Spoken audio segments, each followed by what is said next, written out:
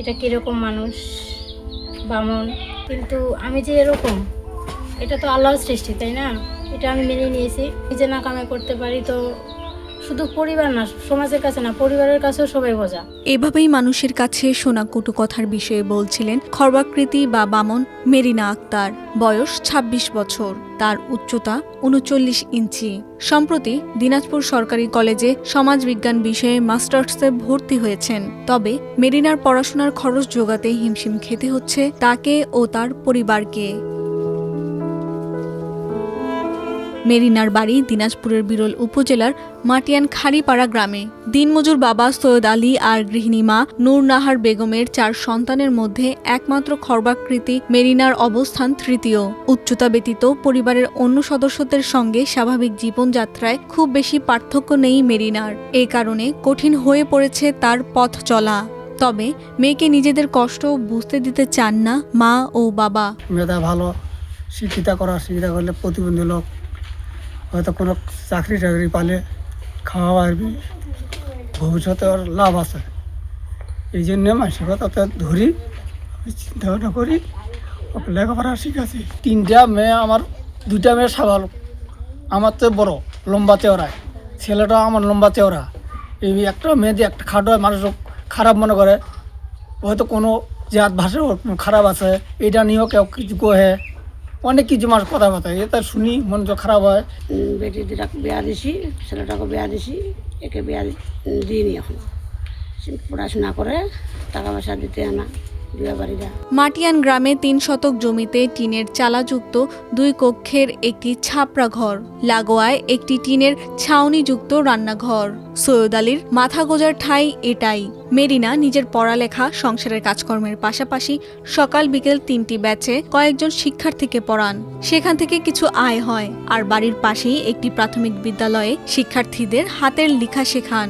সেখান থেকে মাসিক ২,০০০ টাকা পান। আর সরকার থেকে পান প্রতিবন্ধী ভাতা। সব মিলিয়ে যতখানি পারছেন সংসারে বাবাকে সহযোগিতা করছেন, পাশাপাশি নিজের পড়ালেখার খরচ চালিয়ে নিচ্ছেন। গ্রামের বাচ্চারা যখন হঠাৎ করে দেখে তখন বলে যে এটা কীরকম মানুষ, বামন।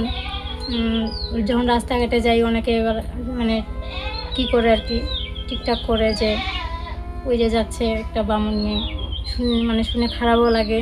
কিন্তু আমি যে এরকম, এটা তো আল্লাহর সৃষ্টি, তাই না? এটা আমি মেনে নিয়েছি।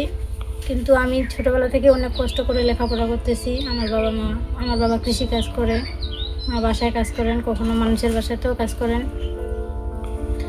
তো আমার বাবা পড়ালেখা তো খরচ চালিতে সেরকম পারে না, তারপরেও আমি অনেক কষ্ট করে লেখাপড়া করছি। কম্পিউটারে অফিস প্রোগ্রাম, MS ওয়ার্ড ও এক্সেলের কাজ জানেন মেরিনা। 2023 সালে বিরল উপজেলা থেকে কম্পিউটারের বিষয়ে প্রশিক্ষণও নিয়েছেন। ঋণ করে একটি কম্পিউটার কিনেছিলেন। তবে সম্প্রতি সেটির CPU নষ্ট হয়েছে। এত কিছুর মাঝে একটি চাকরির প্রত্যাশা করে নিজের ভাগ্য পরিবর্তনের আশা মেরিনার। ইচ্ছা পরিবারের পাশে দাঁড়ানোর।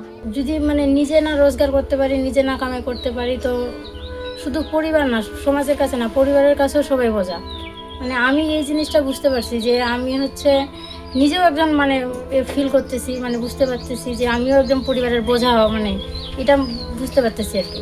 তো যাই হোক, আমি কম্পিউটার চালাতে পারি। শিক্ষাগত যোগ্যতা অনুযায়ী সরকার যদি আমাকে একটা চাকরি দিত তো আমি আমার নিজের পায়ে দাঁড়াতে পারতাম, নিজে করে খাইতে পারতাম, কারোর বোঝা হয়ে থাকতাম না, পরিবারেরও বোঝা হয়ে থাকতাম না। সরকারের কাছে আমার এটা একটা আবেদন যে আমাকে যেন একটা চাকরি দেয়। স্থানীয় বাসিন্দারাও চান মেরিনার এই জীবন যুদ্ধের লড়াই বিফলে না যায়। এজন্য সরকারের এগিয়ে আসা প্রয়োজন বলে মনে করেন তারা। পরিবারের সবাই ভালো, কিন্তু প্রথমে দেখেছি মেরিনা একটু নিরস, হ্যাঁ, ও পড়াশোনা করতে চায় কিন্তু অভাব পারে না, বুঝতে পেরেছেন? তো এই কারণে জনগণ একটু দোয়া টোয়া করে কিছু সাহায্য টাহায্য করে অনেক দূর অগ্রহ হয়ে গেছে আর কি। ওনার বাবা তো কাজকাম করে, হাতে করে পেটে খায়, অভাবী লোক, আমরা ছোটবেলা থেকে দেখে আসছি। সরকারিভাবে সে শারীরিক প্রতিবন্ধীর একটা সামান্য একটা ভাতা পায়, সেই টাকা এবং টিউশনি করে কিছু টাকা পায়। এই টাকা দিয়ে সে জীবনযাপন করবে এবং তার লেখাপড়া খরচ চালিয়ে আসতেছেন। এজন্য আমি সরকারের কাছে উদাত্ত আহ্বান জানাই, সরকার যদি তাকে, এই মেধাবী মেরিনাকে যদি যে কোনো একটা পদে চাকরি যদি দেয়, তাহলে খুব স্বাচ্ছন্দ্যভাবে এবং সরকারের কাছে কৃতজ্ঞতা প্রকাশ করে সে চাকরিতে যুক্ত করে তার বাকি জীবনটা সুন্দর হয়ে সে পার করতে পারবে ইনশাআল্লাহ। পড়ালেখা শেষে আয় রোজগার করে নিজের পায়ে দাঁড়াতে চান মেরিনা। পরিবারের বোঝা না হয়ে মা বাবাকে সহযোগিতা করতে চান। যোগ্যতা অনুযায়ী চাকরির প্রত্যাশা তার।